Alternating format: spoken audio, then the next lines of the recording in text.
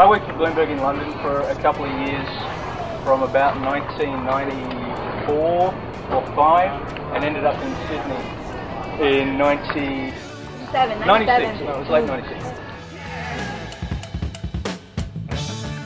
I was working in the media sort of section of Bloomberg in London, and my visa ran out in London and they couldn't renew it.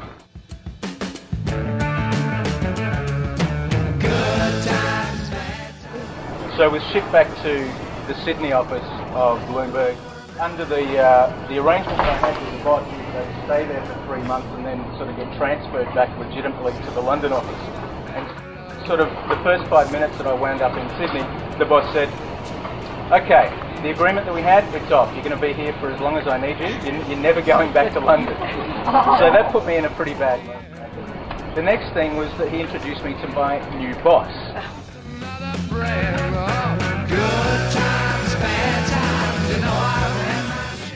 Who I had an automatic dislike for, because she was the one that was going to screw my life up. So over 2 years and coming very close to putting a contract out on her life a couple of times. I didn't like them either. Yeah, I have to say the feeling was more than mutual. Jennifer had enough of having to put up with me and her team and got a transfer to another team.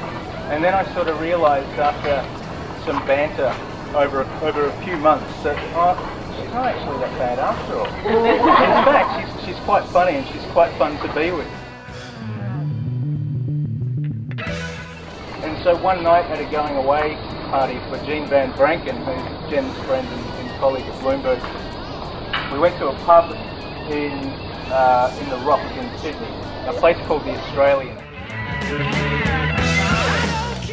And we were on the top floor, and South Park had just come on TV a couple of weeks beforehand, and I think Jen was the only other person in Australia who saw this late night TV show. So we were sort of keeping each other in stitches all night, sort of relaying stories about this strange new show from her hometown. After about a dozen litres of vodka. Half a litre of vodka. We sort of got thrown out of the pub, and on the stairs, on the way down, at the foot of the stairs, I turned to Jen and said, "I think we'd be good with each other." So, and I went, "What? You don't even like me." So 11 months later. 11 months later. We got married. That happened on April 21st in 2001 in Australia.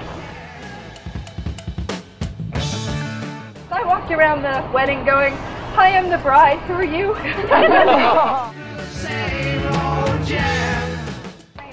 Only Sari was able to make the trip to come over. It was a pretty long trip to Perth. And my parents and my sister, of course. I did think about all of you while I was there.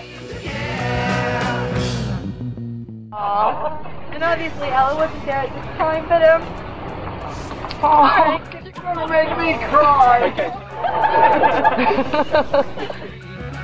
She swore that she would be Today is the first time that my father's brothers and sisters have ever been in the same place. There's 7 children all together, and they've all come for the wedding, and that's pretty impressive. It's a very special thing for me. My best friend from high school is here with her family. Lisa and I met I was 9th grade. We've been friends for years and years.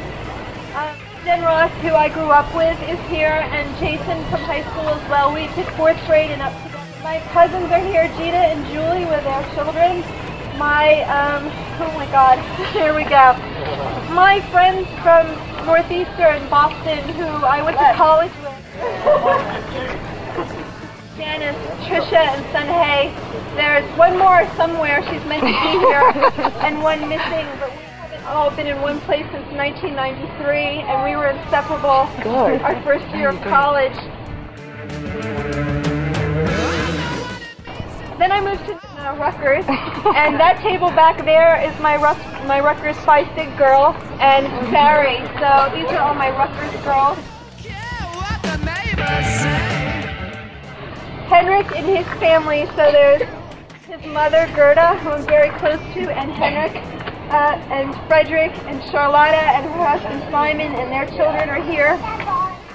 Jerry Donaldson and his wife have come out. They were good friends of mine from Bloomberg.